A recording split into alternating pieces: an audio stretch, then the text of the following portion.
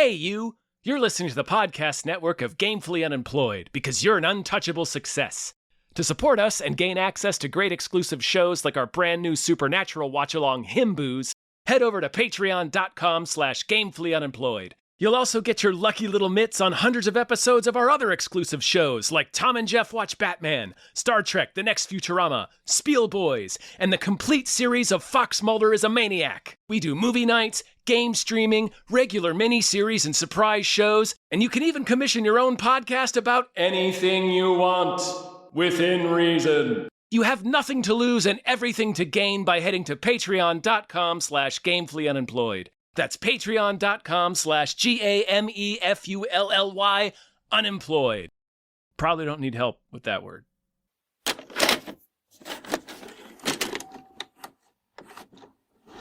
They didn't have the song in it. They didn't. They didn't. And I really thought he was going to meet the president, and it was going to be President Schwarzenegger. I know. All right. Well, hey, everybody. Hello, everyone. My name is David Bell. My name is Tom Ryman. And we just watched The Running Man. The Running Man. He's running. Restless hearts. Roll the dice. The rules are simple. Survive 30 days with the entire nation hunting you down.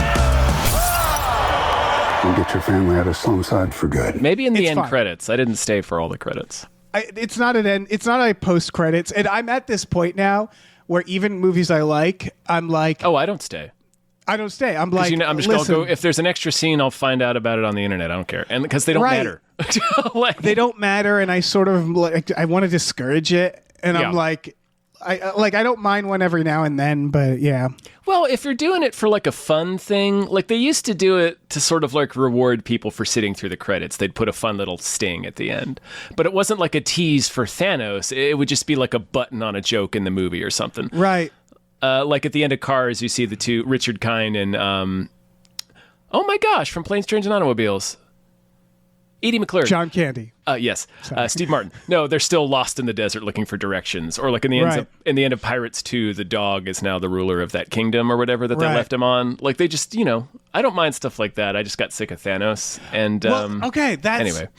No, sorry. This is going to derail us. It's interesting because personally, once you're right. Those versions are good because they're optional, right? Where it's like, you could stick around, you can't. And it's fun, and it's not like a... I actually... It doesn't feel as cynical. Sorry. Right. I actually went the other way with it. With Marvel, for the longest time, Marvel was always teasing something in the post-credits. And so it made the little bit of a reward of like, stay to the post-credits, and we're going to... And then when they did the shawarma, it was like, oh, that was fun. What a fun That was little... great, yeah. And it was because twist. they had built up to... They had all built up to... Oh, wait, no, they were still building up to Thanos at that point. But yeah, the shawarma was a fun one. It went the other way with me where I would stick around to go, okay, let's see what they're going to tease. I want to know. And then it would be a fun little skit. And I was like, fuck you. I didn't have to sit for that. Like I went the other way with it for a while where I was like, I don't want to see like one more joke. Put that in your movie then. I don't know. I know. I want It's fine. that. I don't I know, want... you're right. You're right. I don't want the two boners standing in the raft being like, whoever's here, like Loki's here or fucking Kang or whatever, and then it doesn't even matter anymore because they changed their plans. No, you're right, because I got acclimated to this other version, and now I feel like I have to stay, and now we're getting back to like, okay, we don't have to stay. I don't need to see whatever bit you have at the end. I'll see it some other time. Anyway, The Running Man, Edgar Wright. The Running Man. Edgar Wright's The Running Man. Glenn Powell. Glenn Powell, man. Yeah. What an actor. I really like him. Yeah. And I would say its co-star is nobody. This movie really depends on his charisma, his star power, which I think he has. Like, I really, really liked this movie. Actually, how did you feel about it? I really like this movie. I think it's interesting. I think it does things that like not rub me the wrong way, but made me go like, oh, huh. And I had to think on it a little bit. And ultimately it was like, I liked it. I liked the things they did. Like, I think narratively, this is a very gutsy film at times.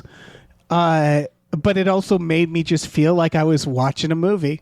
Yeah, if that makes sense. It's also just a fun I want to call it zippy blockbuster, even though it's slightly over 2 hours long, but it keeps moving. Like Yes. like you said, the narrative is such in the way that an Edgar Wright film keeps moving. Yes. Yeah. It doesn't feel like Edgar Wright, and this is a good thing. In a good it doesn't way. feel like Until he it doesn't- does. There's a couple of shots where you're like, there he Yes. is. Yeah, but generally speaking, it felt like he was like, I'm just having fun. We're having fun. having fun. I don't need to throw my fucking style at you at all times in this. It was doesn't more need to be there. about. It was more, yeah. It definitely was interesting to watch him do a movie where he's letting his style take the back seat, even though a big part of his style is just it's so kinetic, right? That everything kind Yeah. of. So he doesn't kind of stand out and do too much of his cute little things that he likes to do. Although there is some of that. There's a lot of Scott Pilgrim in the intro when he's walking to the network. There's a Yeah. lot of that in the imagery there. Like, I bet if you go back and watch it, there's tons of foreshadowing in his walk to the network, which is the Yeah. kind of cute shit that Edgar Wright likes to do. I'm But, generally good bummed. movie. I'm bummed that I saw this in IMAX and it was like not even half full. And Now You See Me, Now You Don't is like doing great. And I'm like, what bothers me about that is that I know why people are seeing Now You See Me, Now You Don't. They want to see something fun and dumb. And I'm like, guys, this is The fun and Running Man. yeah, like this is the better fun and dumb action / comedy. Certainly the more substantive. Yeah, and it does have a little bit to say. It's more of like, I mean, it's a big part of it, but it's like it's true to the first movie or the Stephen King book, I guess. And the story, yeah. Where it's like, yeah, it's a dystopia. What are we going to make a dystopia based off? Well, the game is rigged against us, no matter who you are. yeah, The game is rigged against us, and we are being manipulated into being at war with each other rather than the people at top, right. who are the ones we should really be angry about. Yeah, I think people were. I don't know. I'm sort of like it's gotten decent reviews, but people aren't in love with it. I don't expect a Running Man remake to like all the kids to go see it. You know, where No, I'm like, it I probably get it. won't do that well. I don't want to jinx it, but I don't feel like it's No. going to do very well. Part of the reason people are seeing Now You Three Me is because it's been 10 years and you realize that it's like, oh, there are people who were like children when those came out who are like, oh, I love those movies. I watched them as a kid. And it's all to say that the Running Man, the audience I was in, was all 40-year-old bastards like me who are just all like Or grumpy. older. Yeah, or older. So it's like, Or all right. older. Again, a lot of I Josh get it. Brolin's in the crowd. Yeah, a lot of Brolins. He's great in this. Yeah, he's great. Because Everybody's great. Fucking Coleman Domingo's on fire in this. Yes. Oh yeah. so good. He's amazing. They do Lee a Pace really- was fun too as Captain Freedom. Shut up, Bobby. What do yeah. you think they're going to do when they fire you if this is how they fire me? Yeah. Everybody's great. So Yeah. like, I guess I want to flag a couple things about it that were surprises for me. One is that we said there's no co-star. It's because there's no There's no buddy. There's no buddy. There's no running thread of a side character. It's a series of vignettes almost. It's a series of now we're going to go spend 20 minutes, 15 minutes with this actor. He meets a and then bunch they're of out of the movie. different kinds of characters, of Yeah. different kinds of people that are, trying to get by just like him. Like he's got that dude and his younger brother who their little sister is sick, and they're kind of like the most similar to him. And then he has that like. Right. William H. Macy is his weird like handler guy, and then he's got Michael Cera, who's like a Robert Evans type. Yeah. And then he's got that lady, that bougie lady that he runs into. So it's like you have a bunch of different strata of people who are sort of trapped in the system. Where like William H. Macy is like he's like selling illegal stuff, but also he had like a job lined up for our main man to sort of help him keep his head down and eke out a living in this terribly unjust way. And then like the brother and the little brother he meets are like a step further above that. Like William H. Macy's a revolutionary, but he's fully underground. Like the brothers are more above ground. Like they show him the YouTube videos with that character, the Apostle, who's like breaking down all like the rules about the Running Man and all, all these like government conspiracy videos and shit. And then they help him out a lot. And then we get to Michael Cera, who's like a hardcore like. Yeah. It's a little one battle after another. William Yeah, H. yeah. Macy is like, he's done fighting. Yeah. He's just doing what he can. It's just Yeah. funny because he was like second build, I think, William H. Macy. And He like was. the credits felt like to me of just knowing whose agent was better, where it's like they're all equally in it. In fact, William H. Macy is probably less in it than some other people. But it's just funny because it's like no one is co-starring this. No one's really in it besides Glenn Powell. And that was interesting to me because I can sort of see people like, you know, you look at the Schwarzenegger one. What did they do? They instantly, when he meets the other runners in this, I was like, so these are going to be our Laughlin co-stars. and, Laughlin and Price, I think, but they changed Price's name in this. Yeah, and those Although two, his they're name not is still in it. Tim. His name's still Tim. Yeah. He's the guy with the I glasses. love Fucking Tim. That fucking guy, what a great journey. I love that asshole. Which they introduced part of a system, whereas they always get like what you ultimately learn is the tryouts weren't there to see who's the most fit. It's to see who's the most entertaining in specific ways. And so they always get a guy who they know will kill in the first 24 hours because he's an idiot. Hopeless dude. Right, which They I call him. remember when he catches Glenn Powell in the beginning, and then I saw that he made it. I was like, why did he make it? Like, why would that guy make it? Why and then indeed? you see, like, oh, We know 'cause- why. Yeah, because Why are Richards and Laughlin and Tim in it in the first movie? Right, yeah. Because they pissed the wrong people off. Right, but in this, it was really cool to see it all framed around. Like the first one, the original has this too, but this one felt so much around entertainment. Yeah, the first one feels more like dystopian forward, whereas this one is so like the day after tomorrow in terms of it being the near future, not the movie about us trying to outrun global warming. Right. Where they ease you into it by showing you like these reality shows, like the Americans or whatever. That's obviously the Kardashians. Americano, yeah. And all the game shows that are involving people debasing and humiliating themselves for trivia, and it's all so identical to what TV is right now because it's the cheapest thing to produce. That Yeah, like or they really ease you into it so that you're like you find yourself like stupidly kind of believing Brolin for half a second, where it's like, yeah, it's completely depraved, but it's like, well, as long as you give him what he wants, he'll give you what he said he will. I thought No, of he won't. this too, yeah. Where it's like Brolin is sort of like, work with me here. You can get out of this if you give He's me. he's a ghoul, but like he's been like, look, I'll give you $60,000 each week you live, and then your family gets $1 billion. It's win-win. You live as long as you can. Maybe you'll even make it. Hey, but your family's taken care of. Sign here. Yeah, exactly. You're like, and okay. Brolin seems like well, that's what makes him so good is that he's the guy. He's harnessing rebellion, right? He keeps being like, great, do it. You're say angry. fuck you to me. Yeah. It's all good freebie. It's all good freebie. I like that they call it freebie.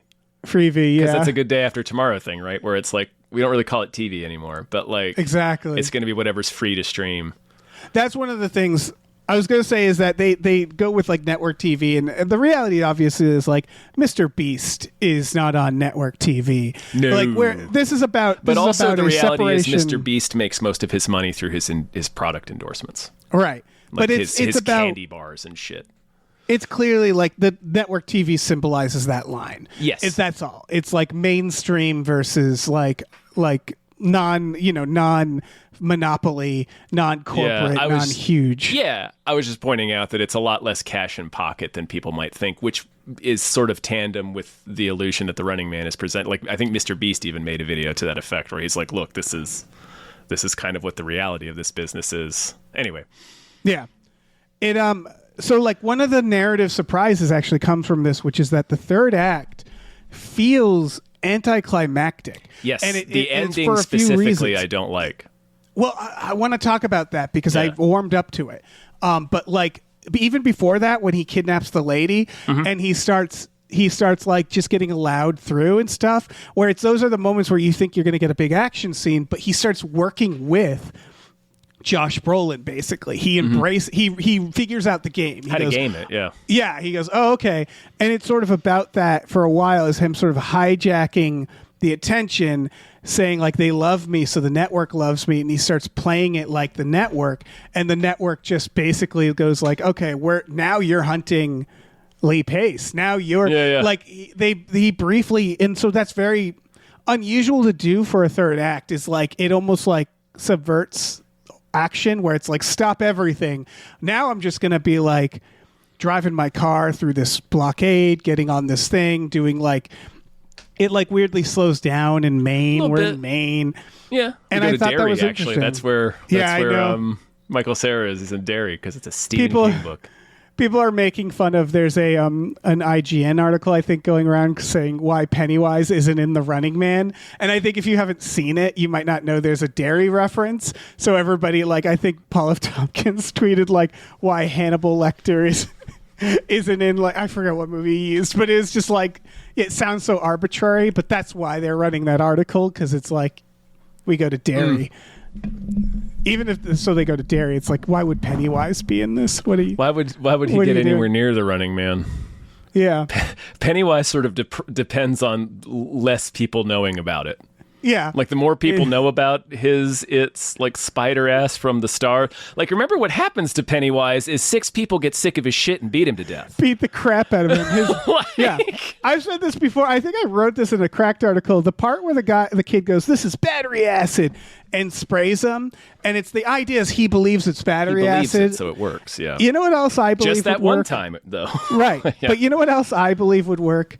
A gun. Yeah. I believe a gun would work on Pennywise, and therefore I could probably just shoot him in the head. I think that would work. Guns tricky for kids in the 50s to get. Yeah, but when they're adults, like literally Harry Anderson goes, I think we should have brought an Uzi. And I'm like, you should have. You should have brought an Uzi. Actually should Give have it brought a try. gun. Give it a Yeah. try. It's a corporeal Guns- being. You end up killing it with your bare hands. Yeah, guns The kill Uzi might things. have worked. It would have. There's no reason it wouldn't Sure, have. it would unless have worked. you- They kill him with their hands. Yeah. You can just shoot Pennywise is the point. You he is very could just shootable. shoot Pennywise if you have to be sick of his shit though, because he feeds on your fear and your imagination. Yeah. You have to look at them and go, that is a man dressed as a clown. Blam, blam. You have to no be longer. entirely sick of his shit. You Yeah. have to be like, Pennywise, I have work on Monday. Glenn Powell would defeat Pennywise in seconds. Yes. Yeah, that's man. When they hand him out, when he gets that one point in the interview where the lady who's doing his final evaluation is like, "You may be the angriest person who has ever auditioned for The Running Man." I love that bit. And he goes like, that pisses That me pisses off. me off. I love it because he's just such an asshole. And Oh, I like think that. he's angry. Well, he's And our asshole. Yeah, You know what I 'cause mean? He's angry at all the right things and all the right Exactly. people. It's like he's us. He's angry at the world because the world is so smugly unjust. Opening credits where he just marches there. Yep. Like he's just, yeah, it's a great little bit. No. We might as well talk about the ending because the ending is going to be controversial. So Yeah, it's the very ending. I don't like that they give it 3 endings, and it definitely feels like studio notes. So like, yeah, what's interesting is, so here's my argument is that it hits all the beats that this would have hit. So he flies down. I'll tell you the part that bugged me, but they take control over the plane. He basically flies back to Los Angeles on this super jet, kills Lee Pace, who doesn't feel he's the mini boss, right? He's Captain Freedom. Right. And they're like, say these lines and we'll give you your show. And he doesn't. So they go, okay, you're going to 9/11. We're going to make you do a 9/11. And then we're going to shoot you down before you get to do the 9/11 and you die a villain. And the fucking plane is going towards the studio, the network. It gets shot at, it's on fire. And then it pauses, rewinds. And we see that this is a YouTube video of a conspiracy theory that he actually got out. Yeah. And so they like blue ball you. It's like, okay, here we go. He's about to crash into the building. What is he going to do? Is he going to jump out at the last minute? We're going to get this big sequence. And it just stops the movie. And it goes like, actually, they just explain that like the revolution that he helped spread That did in revolution fact happened. spread. Yeah. And then they cut to like his wife and kid reuniting with him. And I like you, I thought, oh, that's the ending? That's the ending. And then it cuts to, okay, back at the Running Man, everybody has revolted and they're storming the stage and Glenn Powell shows up and he gets his revenge. And he shoots Killian. What I think is interesting about that is realistically speaking, the movie never got to a point where the audience revolted. Like, you know how like in the Running Man, the Arnold one, people, they like started expose rooting it all. for him. This one, it does. Like the lady, I'm rooting for Ben Richards. Right. They do that a bit in this too. A little but bit like, with the. I mean, they by conveying the point that like sort of the people in the lower class, which is everybody, like it's all Right. of us. It's pretty working class people like understand that the Running Man is rigged, or not all of them, but like there starts to be there's this group of people that understand that it's all rigged, and then it starts to grow larger. So he has supporters out in the world, Right. but not necessarily in the television studio. right. And you think about it as like the type of people going to see the Running Man would not be the type of people who would turn easily against the Running Man. And they don't really. And that's what I mean is that yeah, they don't. But like, it was just interesting because it was almost like Edgar Wright pointing out, like, it's not like a movie where everybody immediately goes like, you know what? He's right. Let's get him, guys. It takes time. Mm-hmm. And so he actually basically like they did like as the climax is happening, they stop and go like, anyway, 6 months later, we're back at the network and he's finishing. Like it's how a movie would have went anyway, right? Is like he would have crashed it into the building and started the revolt and attacked and killed. Like that's what was going to happen. They just put like 6 months between those two moments, which is so weird to watch. They stopped the film and go like, so the revolution happened. Well, because it seems like maybe what he wanted to do was end it with the network's narrative of what happened and then challenge that with like the YouTube video and then probably leave it there, maybe leave it at him seeing his family again. Yes, but I do think like if if this was a producer note, people would revolt because it was like, we're at the climax and let's stop everything. It was funny because I had to pee at this point. And you know when you have to pee and you're watching a bad movie, you're like, come on, just wrap it up. That's what they did. But I didn't want it to wrap up. You know what I mean? Like it was almost like they ran out of time. It felt like, and they were like, and anyway, it ended. And it was like, it was very, weird. it was kind of a letdown after the rest of the movie. It felt real. Like I said, it felt like a note. I mean, I didn't necessarily want a negative ending, but it was like, gosh, it's kind of the movie you're making. And it didn't even have to be that. Like you said, if you were going to have him crash his plane into the network, which I believe is what happens in the book, and then like get out of the plane somehow and then have a boss fight with Killian. Because like in the original one, remember, he puts Killian in that little rocket sled and launches him through sure does. Like it's fucking fun when he gets his revenge on Killian. And here it's very anticlimactic. It shoots him in the face. That we don't even Counts really him see down. it. It's like right at the end. Yeah. He counts him down, but I don't know. It could have. It's weird. The very end felt weird.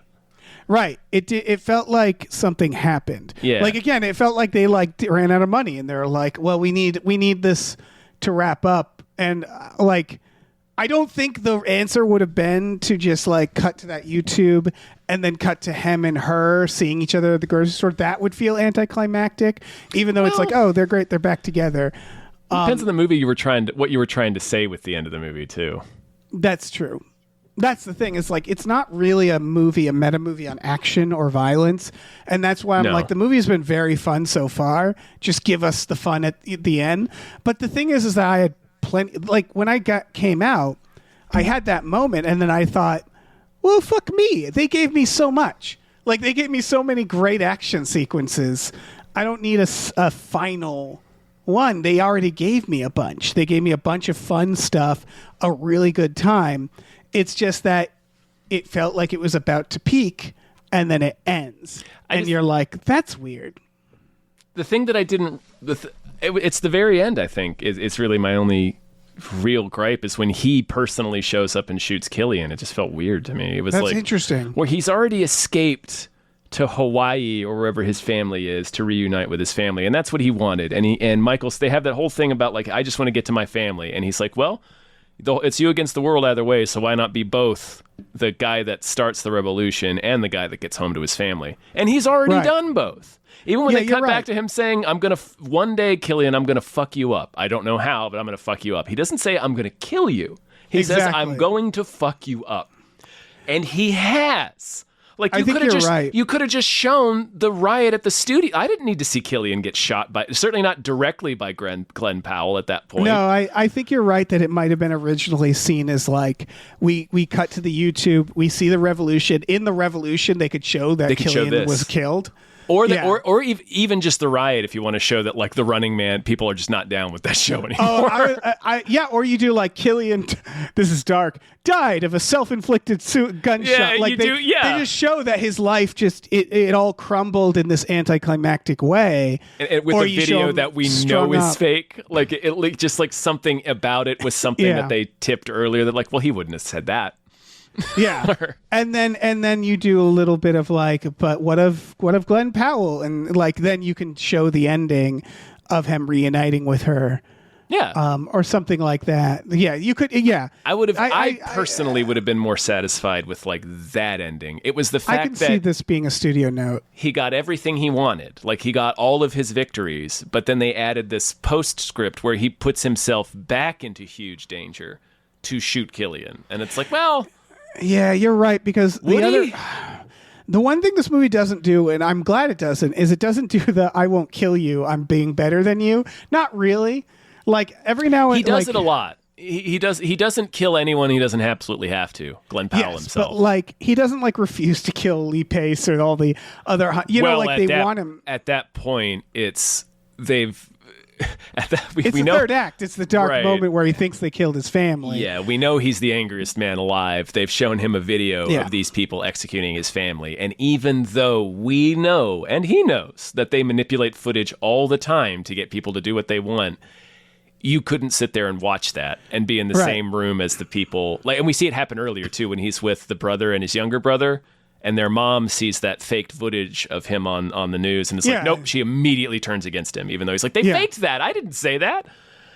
But it's all to say that, like, there's some movies where it's like a gladiator thing where it's like, I refuse to kill this man, and the audience boos, right?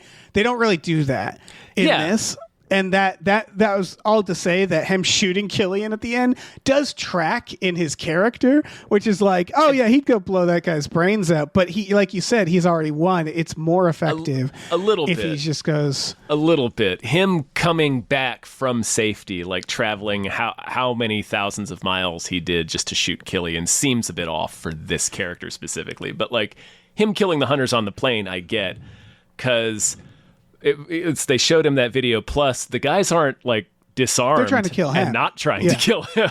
Yeah, exactly. That's the thing. He kills in self-defense. But even earlier, when like people are trying to kill him, he doesn't kill anybody. Like, he tries to warn them that the building's going to explode. He doesn't shoot the one hunter when Killian tells him to shoot him. He shoots the camera instead. Yes. He drives the car at that guy, but that one like maniac hunter decides to crash into his car. That guy amazing, yeah. Yeah, that guy was incredible. Yeah, so he does refuse to kill. You're right. He does, he doesn't want to, Which again plays into why the kill, like, it's, I think you're right where I think there was something different there and they tweaked it and they didn't want to do too much in terms of reshoots. So they just said like, just have him be part of the riot at the end, and he shoots him, and it's like, there's another version where like Killian gets away. This is a classic action idea, right? Like, this is the original ending of Die Hard with a Vengeance. Killian gets away from the riots, and then he's like on some island living large, and then in comes Glenn Powell to fucking be like, I told you I'd mess you up, I'd fuck you up. Yeah. You could do that. I'm not against this being like a 90s action. You know what I mean? No. It's the Running Man. Yeah, exactly. If anything was gonna be. Right, and so I get the instinct to be like, no, he shoots the bad guy. Have him shoot the bad guy. We're making the Running Man. He's got to shoot. Ram his fist into his stomach. Killian. Yeah, exactly. I hope you saved enough room for my fist, because I'm going to ram it into your stomach. I love the Arnold Bucks in this. Yeah. They sent him like, hey, you want to be in this? And he's like, no. And they're like, all right. Technically, you were a governor, so there's no stopping us from using your image. So. That's true. Yeah. I have a feeling they might have. I had mentioned earlier I thought he was going to be the president, but maybe Arnold, as the aging old softy he is, maybe he didn't want to be president of such a cruel dystopia. I lost. So when they showed the Arnold Bucks, I went, oh, he's not in it. Because if he was in it, they wouldn't have teased. You know what I mean? Like they would hold off on any mention of Arnold until he shows up if they had him. So that's why when he was holding Arnold Bucks, I went, oh, that's a shame. He's not in the movie. But that's what sort of made me, man. You see, when you start your mind thinking this way, this is like wrestling rumors. But like, for instance, with Star Trek II: The Wrath of Khan, the rumor that Spock was going to die got out very early, so they kill Spock instantly in the very beginning. But it's part of the Kobayashi Maru test. So people aren't expecting it to happen for real later. Right. You do. Yeah. Yes. I get what you're saying. Yeah, so if you show Arnold right away, you're like, but when Killian towards the end is like, you sign this, I'll get you to meet the president right now. I'm like, fuck. Are we going to see Arnold? You're right, though. It would be mean for Arnold to be the president of this and dystopia. I kind of thought of that, too, immediately as I got excited about that. I was like, well, wait, would he want to be the ruler of this dystopia at this point in his life? I don't know. Yeah, it's a real shitty he should America. have been like one of the stops on the way. Like he could have been William H. Macy. You know what I mean? Like they could have made him like one of his buddies or something like that who shows up to help him.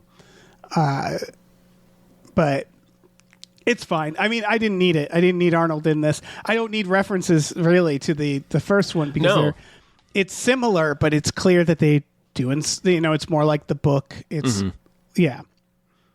it's Sub-Zero. You honestly don't wind up thinking about the Arnold movie that much. Yeah, for sure. No, that's so like my overall thought Which is of this smart, is like, I think. Yeah, coming out of this, I was like, man, I can't wait to watch this movie 20 more times for the rest of my life. Yes, I can't wait to grind this into my memory like a warm blanket, the way that I have with the original Running Man. Exactly, where it was like it's a tribute to 90s action because it's basically a 90s action. In a lot of ways, it has that similar energy and fun, but it's modern. Like it doesn't feel like it's a retro or throwback. It just has it has the comfort of that genre of like a mindless, fun action that you can watch over and over again. So it tributes the original by simply being its own thing. And simply being that level of like, when they're like, we killed your family. And I'm thinking, they didn't kill his family.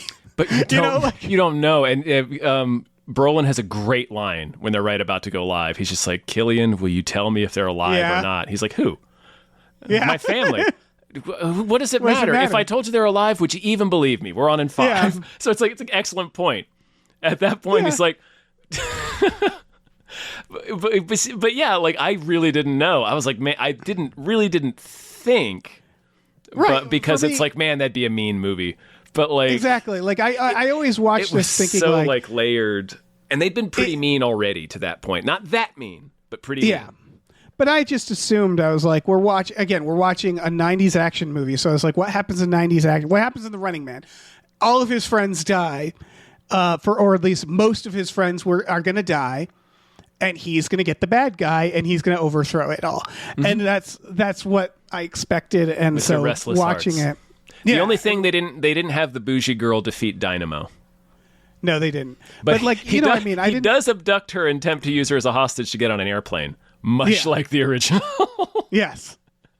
I didn't need it to be subversive in that way, you know what I mean? And no, I'm just putting that together now as we're talking about it. Like I was just because I was connecting. Well, they literally call Laughlin. Tim is Tim Price, and then I was like, oh right, Marita Conchita Alonso is the bougie lady he finds in the car. That's her character, and Michael Cera is Mick Fleetwood. Yes. He is. You're right. Yeah, he's Mick Fleetwood. He's even dressed like Mick Fleetwood was. Oh my God, that's so weird. Mm-hmm. Remember they had to get the signal out and shit, but Michael Cera, it's his zines. I'd say of co-stars, Michael Cera definitely gets the meatiest fucking great. Thing. And I love that it's pretty clearly I mean, it's at least it seems pretty tightly scripted, but there are a few lines in Sarah's scene where you're just like, because a few of them come in off screen where you're like, well, they just had him talk. Yeah. I she used to be a clever, gentle old soul. Yes. She used to be gentle and clever. Something about his mom who was killing it. Yeah. She was terrifying. Yeah. Great old lady casting. She was so fun. Yeah. That was great. She's mostly deaf, though, so we can speak with our normal voices. Yeah. I liked when he brings him or sends him to him and he's like, don't ask him about the hot dogs or something. And then it's like, there's a hot dog cart. And it's that moment of him like, oh, there's a hot dog cart. You have to and ask. like, he has to ask. What are you he has a slideshow ready to go. And then he shows this. That Michael Cera delivers, like, it's such an interesting performance because at first he's just delivering it stoically, which is funny. But then he gets a little bit of emotion because he's telling the story about how his father went against a crooked policeman's union and ran a hot dog cart instead because he's like, I'd rather be an honest businessman that's poor than a rich crook. And they kill him for it. And he's showing them this story, so he kind of gets emotional in the middle, so you feel a little bit emotional. You're like, shit, man, is Michael Cera being emotional? And then it ends with a joke. Yeah. So it's like this bizarre slideshow that he drags him into. Well, he's this incredibly dark character where I also like the bit. So this was a good subversion where he's like, my mom's deaf, just avoid her because she loves the Running Man. She wants you dead and thinks you're a demon. And they have an alarm system on the wall. And then she catches him in like a horror moment where she like jump scares him. Yeah. And then she goes to press it and he has to stop her. And you kind of expect that where it's like, oh, she's going to find out. That's how it's going to send. And then he holds her back and he's like, listen, if you press that button, all the network guys are going to come here and they're going to start a fight. And then he looks at Michael Cera, who's just been gunning for blood. Vibrating Yeah. at that point. He's the one who presses it. And it's like, oh, that's so good. That he's like, fuck this, let's bring it on. Johnny Grenades. That was so fun. Yeah, there's a lot of like again, this movie doesn't say nothing, that's for sure. It because definitely doesn't say nothing. It's a little one battle after another where it's showing like different generations and frames of thought where it's like, you know, the guy and his brother are like, they're not the revolution, they're just making little steps. They're just doing the thing where they're like, we have to help each other. If we don't help each other, what's the point of anything? You know, it's he's the apostle, isn't he? The older brother. I'm dumb. I thought he was just showing him, either. here's some videos we found online. It's like, no, he's the fucking apostle. God damn it. I'm stupid. All right. But he's keeping his head down, you know? Yeah, it's he's like, doing what he can, but yeah, where it's like, we got to live. Realistically, you got to live. Whereas William H. Macy is like defeated, but underground, he's doing, you know, and then he's still doing his part, but he's, you know. Michael Cera is like, I'm going to walk in with a bomb strapped to my chest is what I'm going to do. Like he has that energy. He's that level of revolutionary. And then they show the woman who's just part of society she's not evil. She's completely propagandized. Exactly. In her mind, she's like, yeah, they're a bunch of criminals. They do a good job in this because I think this is key in a lot of dystopian movies miss this, which is you need to show that the society appears functioning to enough people to keep going. You need to show that it's not like every single person is not Killian. The vast majority of people are people who think everything is fine. Yes, you have to show the majority of people aren't Glenn Powell. That was the Hunger Games problem, where it's like, for the longest time, the Hunger Games, you're like, it seems like 90% of this world hates it seems like what's all happening. Of these districts would just be storming the Capitol right now. Yeah. And so they do a good job in this, and it's depressing to face the reality because it's not different than our world. It is identical. Where it's like, if just enough people are living in comfort, they're not going to push back. So they do a good job with her sort of slowly. She never by the end is like Viva la Revolution. She just realizes that like she thought she was a good person and she's part of a bad system. Part of a very bad system. system. Does what she can to help him.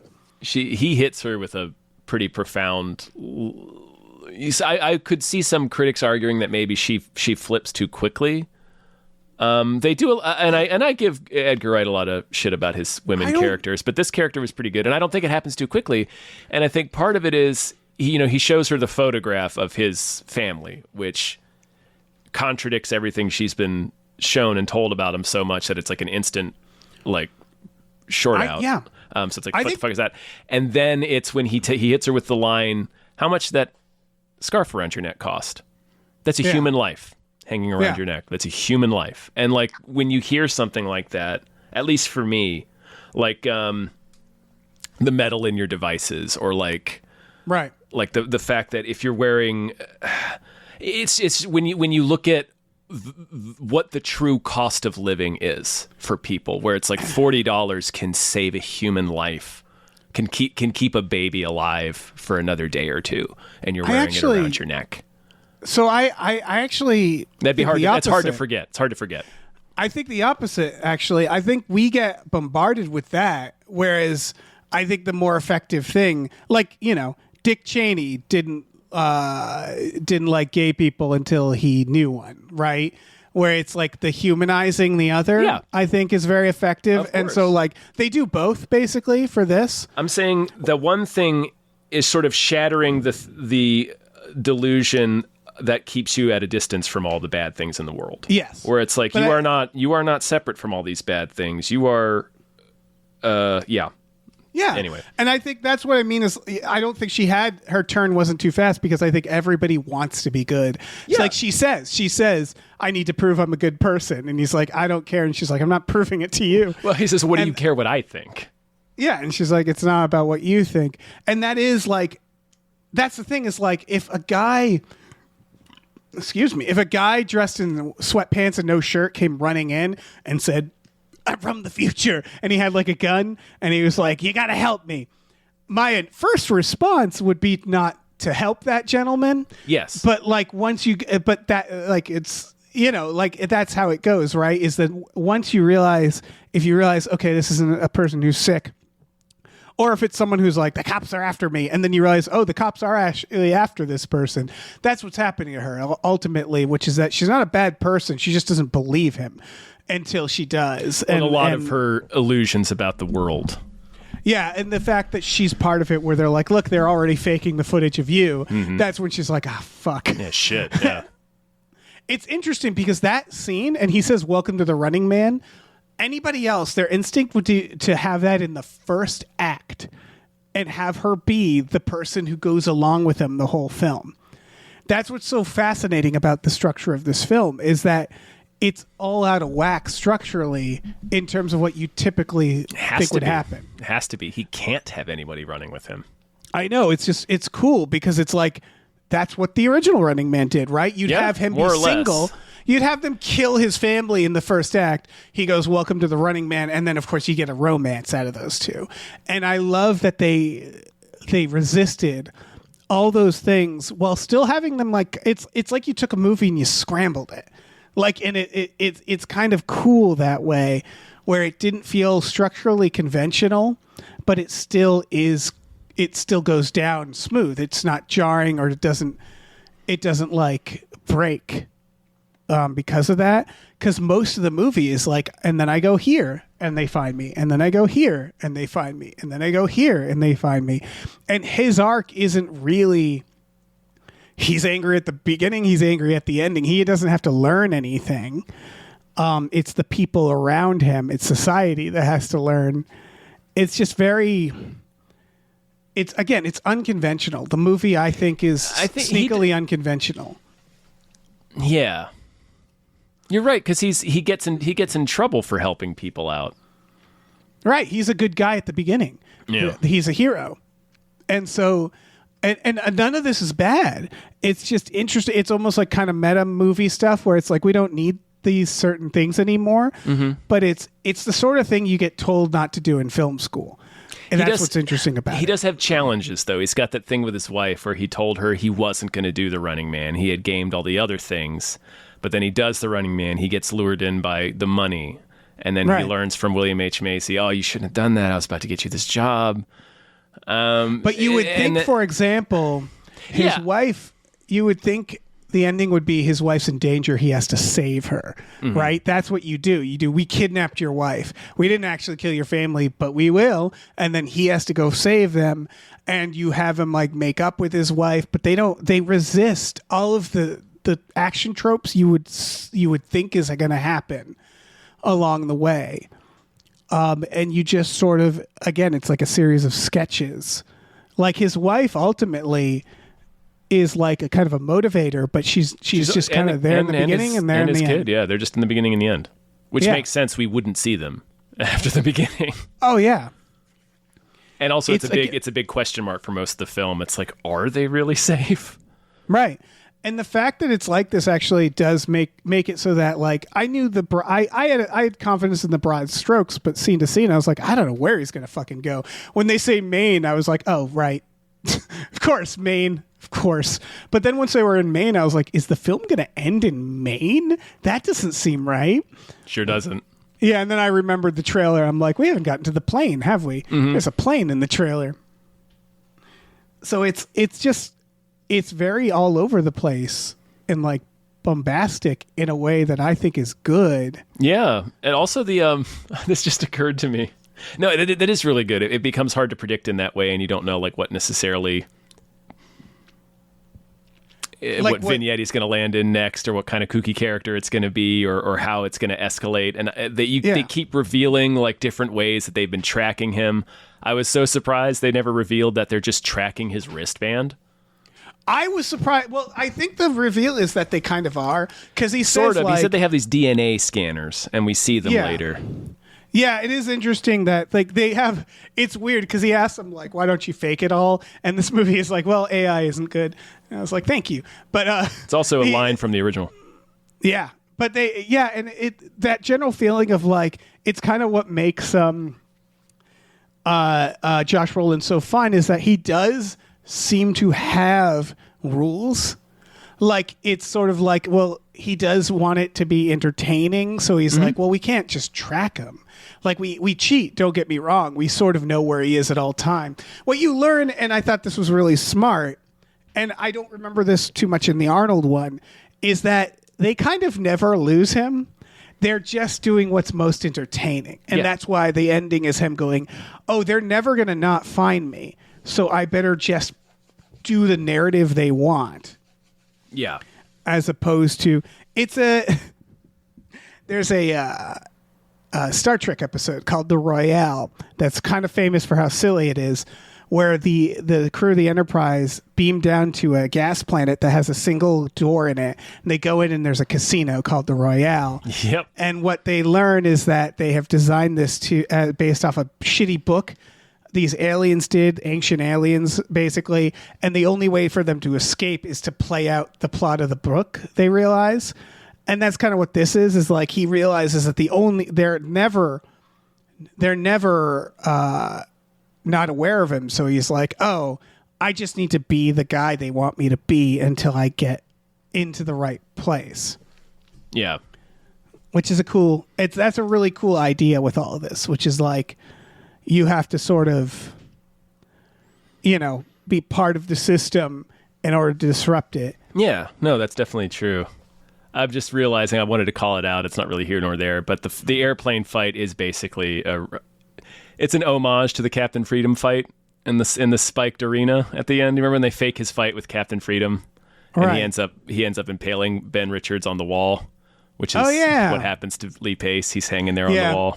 I liked the parachute bit because I naturally thought the parachutes were going to matter more. Like, and it was cool of like the parachute just goes through the window and pins him. Holds him there, yeah. Yeah, that was cool. I'd never seen that before. Yeah, it's a cool idea.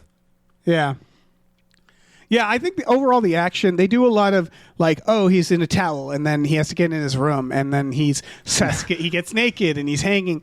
They did the right stuff where it's like, it's all a little silly where it's like, the group going after him are a little dumb, and it's like, I don't care, it's fun, it's that where they do enough of like, he's like, okay, well, now where is he gonna go? Okay, he's using the elevator, he goes to the basement, goes into the sewer. Like, that was a lot of fun. All the escape shit was a lot of fun. Michael Cera's Home Alone house, yeah, with the banister that detaches and knocks them all off the stairs. That was fun. I think people are probably going to be surprised at is it's not balls to the walls action. It's a lot of conversational moments and a lot more kind of just Edgar Wright fun, like more comedic moments. Like, and I like that about it. Same. I'm really into it. Yeah. Yeah. Again, the ending's weird, but the ending's not weird for, like, think of the ending of Shaun of the Dead. And then the government show up. Yep. Yada, yada, yada. It got solved. Like, that's very Edgar Wright, actually, to be like, to kind of blue ball you on the, like, and then it just ends. Then it worked out. Like, it's when it's like cutting to, oh, this is actually 6 months later and everything's fine, is a very jarring thing for a movie to do in the climax, but it's not unheard of, especially in comedies, more, I'd say, than action. So I get it. Yeah. No, I think you're right. Yeah, I don't know. I'm looking forward to watching this movie 10 more times. Yeah. And I'm definitely looking going to forward commit this to hearing- memory. Got to put Restless Heart over it. Yeah. If it's not in the end credits. Yeah, like I said, I had to pee. So Edgar Wright, once the make a credits music hit, I was video like, oh, for fuck Restless out. Hearts. Let's do it. Did you get a poster? I got a poster. I didn't get a poster. AMC gave me a poster. Some people got a poster. I didn't get one. You should have stolen. Should have asked poster. for one. Give my Yeah. goddamn poster. Yeah. All right. The Running Man. Yeah. The Running Good Man, stuff. folks. Oh, I enjoyed it. Laughlin is the lady from Love Lies Bleeding. What's Love Lies Bleeding? That's the one with her and the Kristen Stewart. It's I thought it was a Cohen, wasn't it? Oh, I don't think that's a Cohen. No, it's not a Cohen. I'm thinking of what is it? Drive Around Dolls. I'm conflating the two films, but Love Lies Bleeding is the film with this actress Katie O'Brien and Kristen Stewart. But it was not a Coen Brothers film. All right. I believe you. That all checks out. Glenn Powell, man, he's a star, baby. He is. He is. This is a good showcase for him, for everybody Yeah. that's in it. Really, everybody does a great job. Oh yeah, it's a blast. I don't know. This is just it's candy. I don't have anything else to say. Yeah, neither do I. Hey, everybody. Thanks for listening. We have a Patreon, patreon.com/gamefully unemployed. For $5 a month, you get access to exclusive podcasts like Tom and Jeff Watch Batman, Fox Mulder is a Maniac, Star Trek The Next Futurama, Spiel Boys, Himboos, our Supernatural podcast, all for $5 a month. So many, there's like 700, 600 podcasts, and there'll be more for $5 a goddamn month. And then for $10 a month, you get all that, and you watch movies with us every Friday night. Movies like the original Running Man and inevitably this Running Man. So yeah, That'll be a fun It's night. fun. Yeah, it'll be very fun. So check that all out. Why don't you? We also have a store. Head over to GamefullyUnemployed.com. You can find a link to our Teespring store. We have all kinds of cool original artwork and designs by cool original artists like Michael Vincent Bramley, Starlene Hodge, Justin Brown, and others. So check that out. Please rate and review our podcasts wherever you are listening, and check out our new show, Badical, Badical, also wherever you are listening. Yes. Yes. I just looked up And Glenn check out Powell. Hunter 6 this summer. I just looked up Glenn Powell's future. He's in Untitled Ron Howard Firefighter Project, and I was like, that is the most Glenn Powell thing to be in. Is it a Backdraft sequel? Maybe it is. All I know is like that is the most movie where it's like, of course Ron Howard would make movie-ass that. movie, Of yeah. course Glenn Powell would be in that. Yeah. He has firefighter face. He does. He's got movie ass face. So Yeah, he does. you could put a firefighter costume around that face. Hey, listen, our music is produced by Chris Corlew. You can find him on twitter.com as the Corlew, or go to shipwreckedsailor.bandcamp.com. Our channel artwork is produced by Michael Vincent Bramley. For more of his work, go to mvbramley.art. Our episode artwork is by Justin Brown, available on Twitter as Justin T. Brown or at artnessbyjustinbrown.com. And finally, additional artwork is by Starlene Hodge. You can find her work at starlenearts.com or on Twitter as StarleneX. Cool. Goodbye.